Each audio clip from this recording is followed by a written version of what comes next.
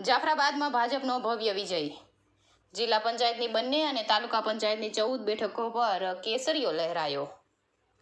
અમરેલી જિલ્લાના જાફરાબાદમાં આજે વહેલી સવારથી જ રાજકીય ગરમાવો જોવા મળ્યો હતો। સ્થાનિક વાણિજ્ય કોલેજ ખાતે ચુસ્ત પોલીસ બંદોબસ્તની દેખરેખ હેઠળ સ્થાનિક સ્વરાજ્યની ચૂંટણીની મતગણતરી પ્રક્રિયા હાથ ધરવામાં આવી હતી।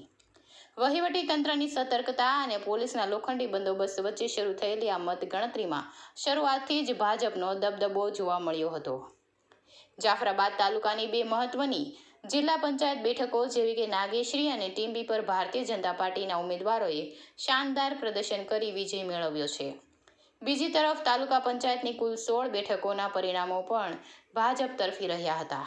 આ 16 બેઠકો પૈકી 3 બેઠકો અગાઉ જ બિનહરીફ જાહેર થઈ ચૂકી હતી, જ્યારે બાકીની બેઠકો પર રસાકસી બાદ ભાજપના ઉમેદવારોએ કુલ 14 બેઠકો પર ભવ્ય વિજય હાંસલ કર્યો છે। કોંગ્રેસના ફાળે માત્ર 2 બેઠકો જઈ શકી હતી। આ જીત સાથે જ જાફરાબાદમાં ભાજપનું વર્ચસ્વ ફરી એકવાર સાબિત થયું છે અને વિજેતા ઉમેદવારોના સમર્થકોમાં ભારે હર્ષ ઉલ્લાસનો માહોલ જોવા મળી રહ્યો છે। રિપોર્ટર કાળુશા કનોજિયા, જાફરાબાદ, અમરેલી।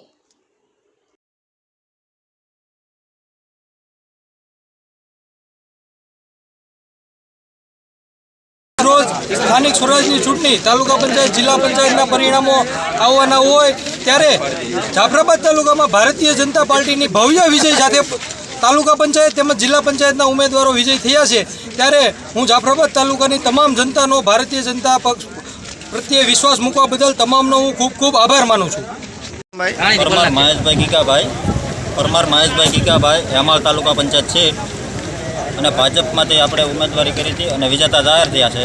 એ વતી ગામ લોકો અને બધા વોટરનો ખૂબ ખૂબ અભિનંદન। ચૂંટણી અધિકારી જાફરાબાદ તાલુકા પંચાયત આજ રોજ રાજ્ય ચૂંટણી પંચના જાહેરનામા મુજબ યોજાયેલ સામાન્ય ચૂંટણીની મતગણતરી હાથ ધરવામાં આવી હતી।